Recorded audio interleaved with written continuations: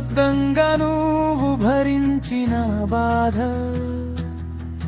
నన్ను సంతోషంగా చూడాలనే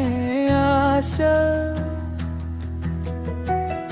నీ కలలను పక్కన పెట్టిన భవిష్యత్తు కోసం పోరాడిన ఆశ నువ్వు మందలించిన ప్రతి మాటలో దాగి ఉన్నది ప్రేమే నువ్వు చూపిన ప్రతి కఠినతలో ఉన్నది నా మేలే ఈరోజు గర్వంగా చెప్పుతున్నా